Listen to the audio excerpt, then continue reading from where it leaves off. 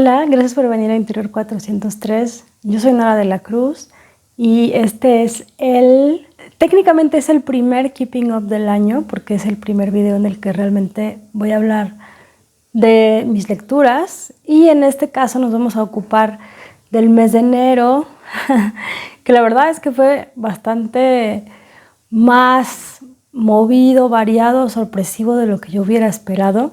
Bueno, antes de que se me olvide, voy a decirles que traigo el 930 Truffle Tease de Maybelline, un labial de farmacia. Ya saben que yo soy muy farmacéutica. Siento que, sobre todo Maybelline, es una muy buena marca de farmacia. Y este es un nude muy nude. Ni siquiera llega a ser como uno de esos rosas grises que me gustan. Así es que si buscan un nude muy nude, pues esa es una buena opción. Pero bueno, ahora sí, entrando en materia, no me quisiera tardar demasiado porque todavía tengo algunos problemas para respirar, o sea, para hablar durante mucho tiempo. Pero bueno, como les decía, enero fue un mes en el que la verdad estoy sorprendida. Hoy que estaba viendo los números en Storygraph me di cuenta de que terminé 9 libros. Y no solo terminé 9 libros, sino que me quedé casi a la mitad de otro. Nada corto, o sea, pachinko, que son creo que como 500 páginas. Entonces, a pesar de que, pues técnicamente desde el 19 que me operaron, bueno, no, me llevé un libro al hospital y la verdad es que el primer día, mientras me lavaban el estómago, sí lo estuve leyendo, pero ya una vez que me operaron, sí perdí muchísimo impulso y a pesar de eso, pues conseguí leer 9 libros, estoy sorprendida. Ahora, también es cierto que varios de estos eran libros muy cortos, solo hay un par extensos, pero en realidad, si lo piensan, según vi en Storygraph, leí casi 1800 páginas, o sea, 9 libros de 200 páginas en promedio, más o menos. Digo, eso es lo de menos, los números son lo de menos, pero lo que quiero decirles es que estoy muy impresionada de haber tenido un inicio de año como que con tanto impulso. También creo que tuvo que ver con que en la maratona Guadalupe Reyes me fue muy bien, Guadalupe Reinas, perdón, me fue muy bien. O sea, venía como con mucho ímpetu, encontré varios libros que me gustaron, aproveché esos días realmente sí para concentrarme en disfrutarlos y venía con ese impulso. Entonces la primera semana de enero pues estaba terminando 2 libros a la vez y eso hizo como que pues ya viniera un poco encarrerada. Entonces bueno, les cuento y bueno, como ustedes saben, yo desde hace varios años hago el 52 Book Club Challenge. Este año las invité a que lo hicieran conmigo si se les antojaba. Entonces les voy a ir presentando las consignas que he cumplido hasta este punto y cuál ha sido el libro con el que las cumplí. Entonces, bueno, la primera consigna que cumplí fue libro con un epílogo y en este caso el que puse o el que usé para cumplirla fue El cuerpo nunca miente de Alice Miller. Este libro lo leí como parte del Guadalupe Reinas. Es un libro de psicología escrito más o menos en los años 70 y en realidad, bueno, se llama El cuerpo nunca miente porque ella habla de varios ejemplos de escritores, principalmente, creo que solo escritores, que tuvieron enfermedades o que tuvieron unas muertes muy terribles o padecimientos muy extendidos en su vida. Indagan las infancias de ellos para mostrarnos que hubo alguna especie de violencia perpetrada por sus padres y que esa violencia terminó manifestándose en esa enfermedad. Todo esto para decirnos, Alice Miller, que en realidad el gran avance de la psicología contemporánea tendría que ser que quienes se consultan se sintieran en plena libertad de odiar a sus padres o simplemente no perdonarlos o no tener una relación con ellos si creen que todo este maltrato y todo este trauma infantil pues todavía tiene consecuencias en su vida. Pues dicen realmente es una relación que no es nutritiva, no vale la pena continuarla.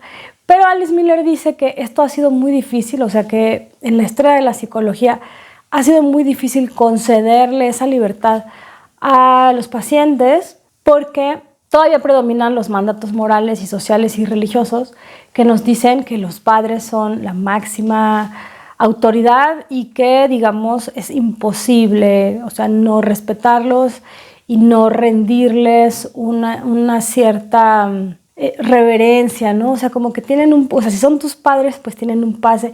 Esto yo lo viví muchas veces cuando yo decía, es que mi mamá, es que mi papá, y la gente me decía, pero es tu mamá. Y realmente, ¿cómo fastidia? O sea, estoy completamente de acuerdo con Alice Miller en ese sentido, porque si de por sí hay procesos psicológicos que son muy tardados, es todavía peor cuando nadie le da crédito a tu versión de las cosas, a tu sentir. Entonces, sí creo yo que es un libro completamente avanzado para su tiempo. Esta idea de poderse emancipar psicológica y emocionalmente de los padres es muy nueva. Creo que está poco a poco ganando espacio en el terreno de la psicología, pero la verdad es que pues este trabajo siento yo que debe haber sido muy valiente y seguro siendo mujer y todo lo demás no debe haber faltado quien la haya tirado por loca en su momento. Así es que bueno, la verdad es que fue muy interesante. Ya les había hablado de esto en el video anterior, pero bueno, de todas formas si ustedes están llegando apenas, pues por eso hago un resumen.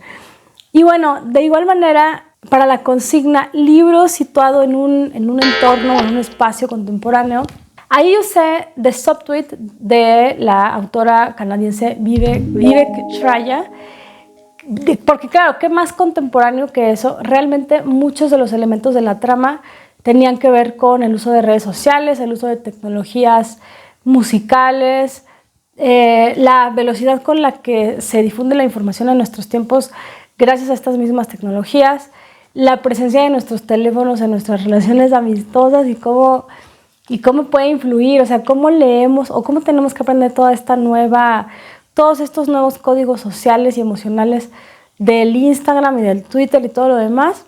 Y bueno, en realidad se trata de un par de mujeres que se dedican a la música y a pesar de que hay una admiración mutua, también hay una especie como de, pues a veces parece hasta miedo, ¿no? O sea, porque ese miedo a no gustar, ese miedo a hacer el ridículo, o sea, como que esa especie de inseguridad que nos da cuando apenas estamos conociendo a las personas y que de pronto, bueno, miedo al rechazo básicamente, ¿no? Entonces, bueno, la relación de ellas se construye básicamente porque a pesar de que tienen visiones muy distintas de la música, una le hace un cover a la otra y a partir de este cover y de estas visiones súper distintas que ambas tienen de lo que significa ser una artista o un intérprete, pues empiezan a desenvolver otra serie de acontecimientos. A mí la verdad me gustó mucho, la sentí muy fresca, muy entretenida. Si quieren escuchar algo así ligerito, está en Storytel, no sé si está en Bookmate, no la busqué, pero si tienen ganas de escuchar algo ligerito, pues yo creo que vale la pena que le den una oportunidad a este libro. Es además muy corto, se va como agua y creo que en Twitter era Steph Torres la que estaba preguntando sobre libros de amistad y de ruptura de la amistad. Ojalá yo hubiera tenido a la mano esta referencia para compartirla con ella, porque sí creo que es importante empezar a hablar más de las amistades entre mujeres, pero con una mirada más compleja, porque a veces el exceso de romantización también termina simplificando mucho las cosas y esta novela creo que es un ejemplo de una mirada un poco más profunda al respecto. Y bueno, con ello vienen otros temas también muy importantes como este de la creación, la ética de la creatividad, la representación. Y bueno, también vale la pena decir que al ser Vivek Shraya una mujer trans, se nota porque hay una mayor diversidad de personajes, o sea, en las identidades de los personajes, sin que eso se tenga que convertir como en moneda de cambio. ¿Saben lo que les digo? O sea, como que no se nota una agenda o no se nota como que se quiere hacer la woke, sino simplemente, o sea, muy probablemente por su propia identidad, pues las personas con las que ella convive, o sea, con las que tiene afinidad, pues seguro que son como ella en varios sentidos, ¿no? O sea, que pueden ser descendientes de, o sea, inmigrantes, hijas de inmigrantes, que pueden ser también de la diversidad sexual, etcétera, etcétera. Entonces, pues eso también tiene su interés. Bueno, en tercer lugar hice un poco de trampita. Quiero confesarles que yo a veces con ese 52 Book Club Challenge hago trampas, sobre todo cuando hay consignas muy dirigidas a un autor o autora que honestamente no me interesa leer, o cuando están dirigidas a una editorial pues claramente norteamericana, ¿no? O a un premio claramente norteamericano. ¿Por qué? Pues porque siento que ya ellos tienen como que tanto predominio en general en todos los países, o sea, como están tan extendidas estas editoriales y estos autores, o sea, son globalmente famosos, que realmente no necesitan mi lectura, o sea, ni a mí me interesa leerles, ni necesitan una lectora más. Entonces, pues yo realmente hay veces que este tipo de consignas las adapto o me las brinco o las uso como comodín, pues un poco para darle flexibilidad a las cosas y justo para que este reto no pierda su intención real, que es darle variedad a mis lecturas, pero dentro de mis propios intereses y explorando las cosas que ya tengo. En este caso, había una consigna que era leer un libro ganador de la Newbery Medal. Entré a revisar la lista. Hay algunos libros, pues sí, conocidos, otros verdaderamente que yo nunca había oído nombrar, pero fui muy sincera conmigo misma y dije, ¿realmente me interesa leer alguno de estos libros? Y la respuesta fue no. Entonces, lo que sucedió fue que por estos días, en los primeros días del año, terminé de leer Ore Monogatari 6, que ya saben que es de momento mi manga favorito, y lo puse en esa consigna, o sea, usándola de vil comodín y ni moro. Ore Monogatari 6, ya bueno, ¿qué puedo decirles? Ore Monogatari nunca decepciona. De verdad que cada episodio digo, no, es que este estuvo particularmente tierno porque no sé qué, pero cada vez que leo una nueva entrega digo, no, este sí estuvo más tierno que lo tierno. Y en este caso suceden dos cosas que me derritieron mi corazoncito. La primera es que es el primer San Valentín que celebran Takeo y Yamato. Y allá hay una tradición, bueno, en Japón hay una tradición de como que en San Valentín las chicas le regalan al chico que les gusta un chocolate, y Takeo está súper ilusionado porque nunca le han regalado un chocolate, y entonces él piensa como que, ay, a ver si ella me lo regala esta vez. Se me hizo lo más lindo, pero además de todo, bueno, este tomo empieza con mucho drama, con mucha tensión, porque la mamá de Takeo estaba embarazada y de repente por una urgencia pues tiene que ir al hospital, así como de pues ya es la hora, no estaba previsto pero ya es la hora, y Takeo termina teniendo una hermanita que además el dibujo está súper adorable, o sea, sí está, así sí parece los bebés como tienen así hasta su peluche, cuando están recién nacidos que tienen el peluche así todo parado, despeinado. Me encantó, bueno, ya saben que es como mi lectura de confort, siempre me relaja, siempre me hace sentir bien. Es de esos libros, o sea, esas rarezas que uno sabe que siempre te van a gustar. Es un lugar muy bonito al que llegar de vez en cuando. Entonces, bueno. Y bueno, amigas, me aventé una locurísima. Según yo había hecho un plan para lo que iba a leer este mes de enero, pero resultó que había un libro que dije, bueno, voy a leer este, y dije, no, pero ¿cómo? Si tengo los 3 libros de esta autora, pues los voy a leer los 3 de una vez para hacerme una idea más clara, no sé qué. Estoy hablando, por supuesto, de Elisa Díaz Castelo, y bueno, leí Principia con la consigna del libro de menos de 200 páginas, que es verdaderamente muy flaquito. Y luego un libro que quería leer el año pasado, o sea, que tenía toda la intención de leerlo el año pasado, ese fue El reino de lo no lineal, y un libro con un nombre de ciudad o país en el título, que ese fue Proyecto Manhattan. Ahora, no me voy a explayar en este momento hablando de Elisa Díaz Castelo. No sé si ustedes habían oído nombrar estos libros. En realidad fue una combinación de cosas. A raíz del video de las decepciones empezó a llegar gente a mi canal y se me acercó una nueva suscriptora para decirme, o sea, para preguntarme si tenía videos de poesía, y la verdad es que no supe qué contestarle porque, pues como ustedes saben, la poesía no es mi fuerte, no me considero una gran lectora de poesía, pero de pronto me sentí también un poco como que culpable, pues, o sea, porque, o sea, la poesía es algo que disfruto, tengo varios libros de poesía y la narrativa es a veces tan distractora que no me doy esa oportunidad de paladear esos libros que pues que sé que también los voy a disfrutar. Entonces, en ese momento, como que dije, bueno, le voy a dar la vuelta un poco a las cosas y voy a intentar meter conscientemente un poco más de poesía. Y así fue que llegué a estos libros de Elisa Díaz Castelo. De hecho, El reino de lo no lineal está en mi lista de 40 antes de los 40. Pero como les digo, ya tenía Principia y Proyecto Manhattan, que los había picoteado por allí. Pero dije, no, me voy a dedicar a leer los tres como para que me suceda el fenómeno completo. No sé si está muy payaso esto, pero pues se me hizo fácil porque son libros delgaditos. Entonces, y tenía, bueno, tiempo, digamos, no estaba tan presionada. Lo único que puedo decirles es que Elisa Díaz Castelo es una poeta deslumbrante, una inteligencia de verdad sobresaliente, una intuición para manejar el lenguaje, o sea, no solo el lenguaje y que suene bonito, sino para combinar de una manera tan armónica todos estos recursos que le brinda la poesía con los referentes y los temas que a ella le interesa tratar, con una mirada tan peculiar. Honestamente me encantó. Digo, yo sé que la poesía siempre es difícil de recomendar porque pues es un género desafiante, pero la verdad, mis respetos, creo que es de las autoras más interesantes que hay en estos momentos.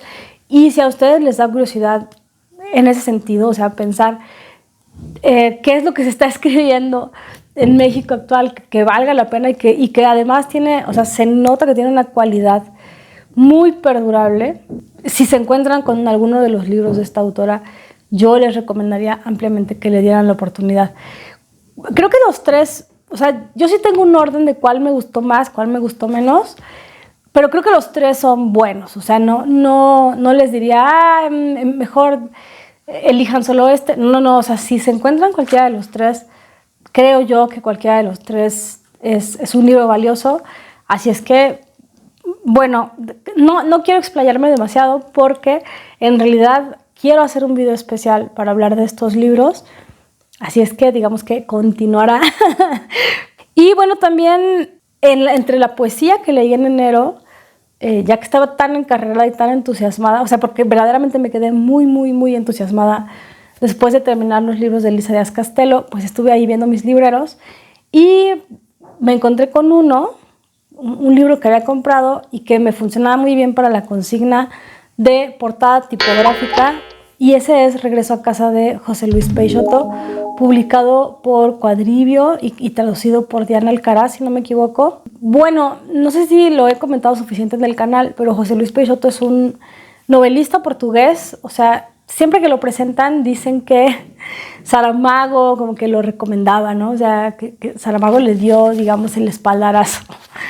Y yo he leído cosas de él, sobre todo en narrativa. Tengo muy viva la memoria de una novela suya que se llama Galbellas, que me pareció impresionante. O sea, cuando la leí traducida al español en Penguin Random House. Creo que no se distribuyó en México. Yo la leí cuando estaba todavía en Estados Unidos.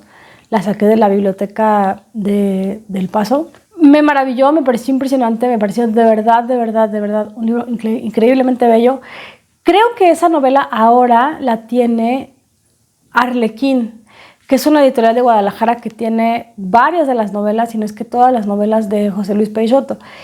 Y en esa novela yo valoraba muchísimo la cualidad o la técnica narrativa que tenía Peixoto para hacer, o sea, para convertir el tiempo en una materialidad. O sea, es que es casi perceptible y tú puedes ver cómo en distintos episodios del libro el tiempo pasa de diferentes maneras y que además es clarísimo que lo que intenta es reproducir cómo pasa el tiempo en los pueblos, porque Galbellas es un pueblo, es un pueblo de origen, si no me equivoco. En lo técnico, sus novelas, a mí, bueno, por lo menos esta, me pareció muy sobresaliente y me quedé interesada en saber qué otras cosas había escrito Peixoto, y me enteré que también es poeta. Tengo, creo que algún otro libro de poesía suya, Y este Regreso a casa creo que es su libro más reciente, publicado en el 2020 y que además incluye poemas referentes a la cuarentena, la pandemia y todo lo demás. Amigas, esta sensación que yo tuve no se la deseo a nadie, solamente la tuve una vez cuando fui de visita a mi pueblo y estaba yo en la esquina del banco Banamex, donde estaba la Fat Burger, por ahí que hay un estacionamiento por la calle que sube al mercado, y a lo lejos vi pasar a mi primer novio y lo vi y dije, no manches, ¿por qué me gustaba? O sea, ya no sentía absolutamente nada, o sea, era casi un ser irreconocible, ¿no?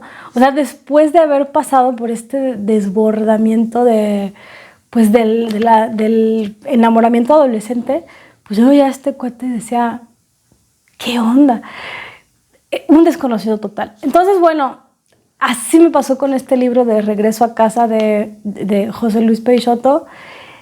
Hubo algunos poemas que me gustaron. Está dividido en varias secciones.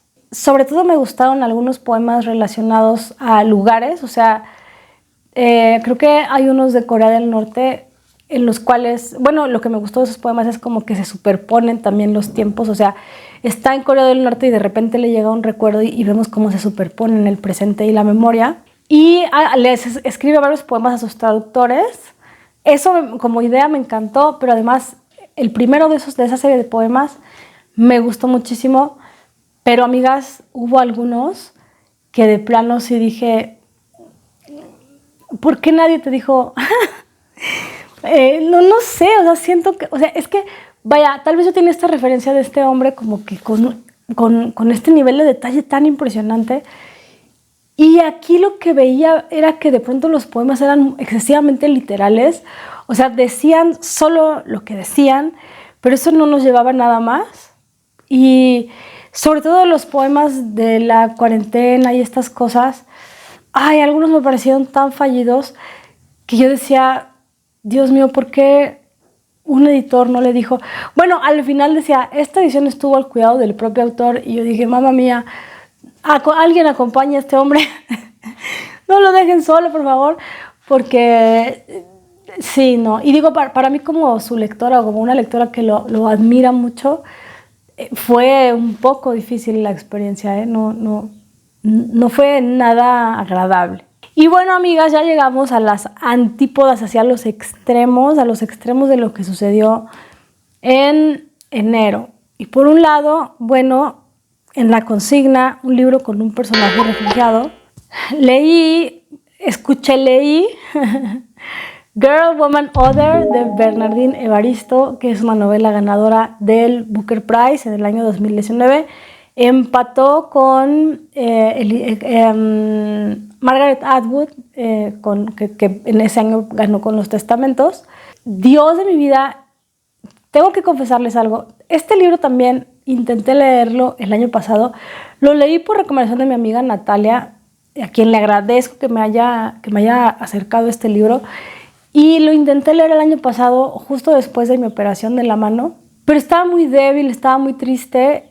Y por una parte me dio miedo que el libro se manchara de esa memoria corporal de sentirme mal. Y por otra, desde que lo abrí, lo vi bravo, o sea, como que dije, no, este libro sí creo que va a pedir mucho de mí.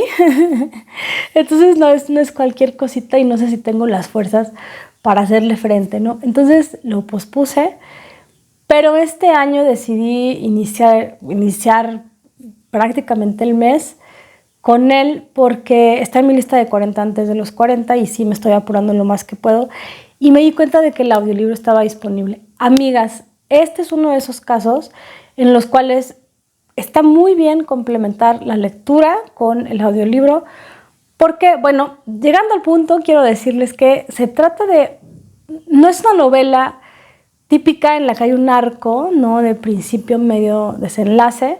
Me pareciera más bien un collage o una de estas telas tejidas con muchos retazos de otras telas, porque está dividida en secciones que están compuestas, creo que en general, por tríadas de mujeres que guardan una conexión entre sí. Y lo que nos cuentan en realidad es no, a partir de dónde está la persona en ese momento, que todas están compartiendo un contexto que se trata del estreno de la obra de teatro que escribió una de ellas. Y bueno, pues algunas están presentes ahí o sea, en el estreno o por una razón o por otra, o están conectadas a ese estreno o alguna de las personas que están ahí por alguna razón o por otra.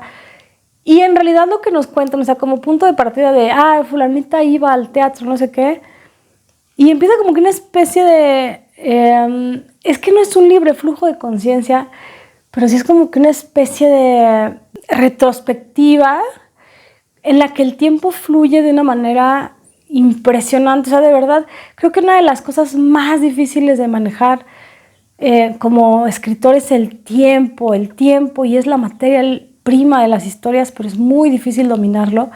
Darte cuenta de que es un material, de que produce emoción, de que produce sentido. Y aquí hay un dominio del tiempo y además hay una sensibilidad gigantesca para representar la diversidad de personajes. Siento yo que este libro es una respuesta directa a esta visión en la cual a veces se quiere encajonar a las mujeres negras, migrantes o pobres o que han padecido ciertas violencias, como si todas fueran una y como si fueran un estereotipo que es fácil de simplificar y homologar. Y entonces esta novela lo que hace es dar una respuesta a eso.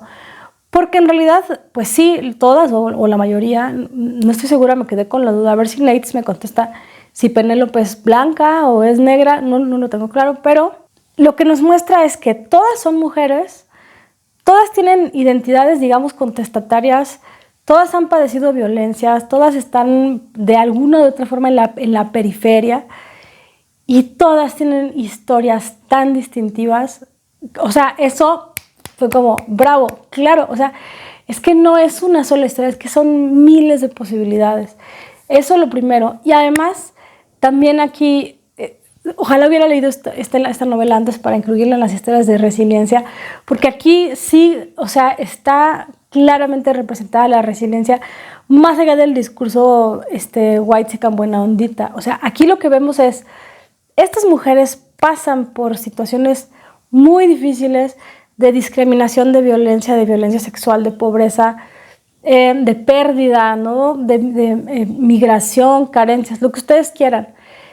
Claro, pero eso es algo que les pasó en su vida, o sea, es un suceso en su vida. No es la característica que define completamente su identidad. Eso también dije, wow, sí, por supuesto. O sea, va a la contra de estas novelas que quieren explotar así como que hasta el máximo del sensacionalismo, violencias que a veces quien escribe no ha padecido y no ha conocido, ¿no? Yo particularmente mientras escuchaba este libro, o sea, escuchando las características de estas mujeres, me las podía imaginar perfectamente y justo entender esta diversidad, pues, o sea, las miles de posibilidades que tiene, o las miles de posibilidades de ser mujer y de ser humana en circunstancias que parecieran igualarnos a todas o que parecieran alienarnos a todas y quitarnos nuestra identidad y reducirnos a víctimas.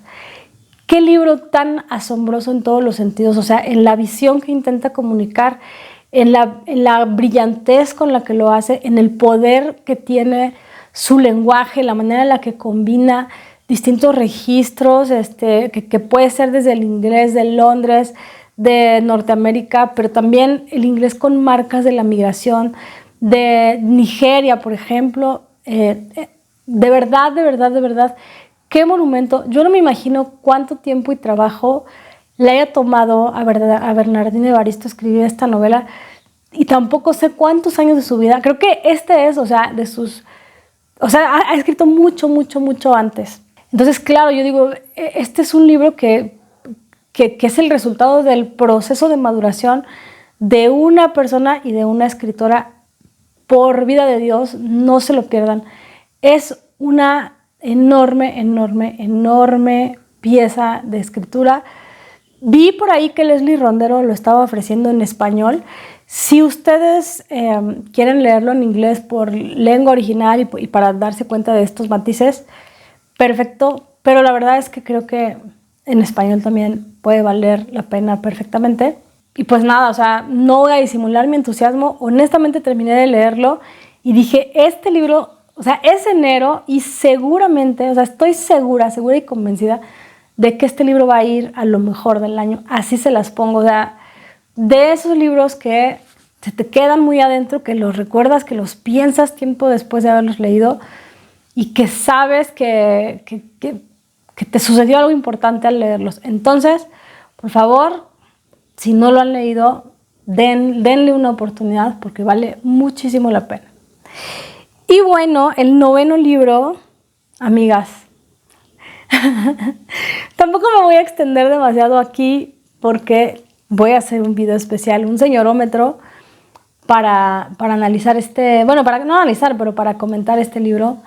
Este libro casi me rompe el señorómetro. Amigas, yo ya, o sea, ponía los ojos tan en blanco que ya yo sentía que no sé, que me podía ver ya la nuca, o sea, por vida de Dios. Qué manera de desesperarme con un libro, honestamente. Mi marido me decía, ya no te hagas eso, ya deja eso en paz.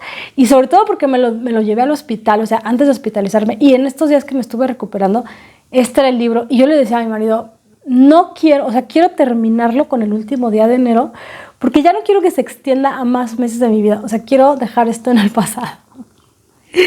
Y ese libro, desgraciadamente, es Cuando mienten las estrellas, de Jorge Castellanos, una publicación de Dharma Books. Dios mío, es largo, es plano, es aburrido, lo que ustedes quieran. Tiene como como secundario o protagonista, no lo sé, a un Eresarte, que aparte siente que ser así todavía es cool. O sea, se quedó, pues sí, el libro está situado en los 2000, cuando todavía la masculinidad tóxica era cool. Pero además es de estos machos tóxicos que se sienten intelectuales sensibles, políticamente despiertos, analíticos, críticos del sistema anárquico. O sea, no. Neta, yo no sabía si estaba leyendo una novela o si estaba leyendo la página de comentarios de señores románticos, que amo esa página, por cierto, si me están viendo. Si me están viendo, las quiero. De verdad, o sea, terrible. O sea, terrible. Ya lo comentaremos más a detalle. Ese video sí, ni siquiera sé qué va a pasar. Espero no meterme en más problemas de los que ya me meto como de costumbre. Pero bueno, todo esto para decirles que fue mi última lectura del mes de enero. La había aplazado durante mucho tiempo. Por fin logré terminarlo y en definitiva les garantizo que no es un libro que vaya a volver a leer. En definitiva, es más, ahí sí siento que, 320 páginas, creo que hubiera podido invertir mi tiempo de mucho mejor manera. Perdón, creo que nunca había sido como que tan clara y tan vocal con un libro, pero vaya, leer un libro que me desprecia tanto a mí, o sea, que considera que es prácticamente imposible encontrar una mujer inteligente y honesta, por ejemplo, pues yo no tengo por qué tenerle tampoco el más mínimo de los respetos, así se los digo. Entonces, bueno, esperen el señorómetro porque ahí voy a entrar en detalles más concretos. Creo que por aquí dejamos este avance del Keeping Up. Ya tengo más o menos algunos planes. Ya tengo algunos planes para leer en febrero, aunque también tengo algunas cosas como para meterle ahí algo de jiribilla y de novedad. Cuéntenme si ustedes están haciendo el 52 Book Club Challenge, cuáles fueron las consignas que cumplieron este mes, cuántos libros consiguieron leer, si se llevaron alguna decepción como yo, o si como yo también encontraron estas maravillas que también tuve esa fortuna de leer. Cuéntenme lo que me quieran contar en los comentarios. Y bueno, pues mientras tanto yo me despido. Muchas gracias por venir a Interior 403. Yo soy Nora de la Cruz y nos veremos en el próximo video. Adiós.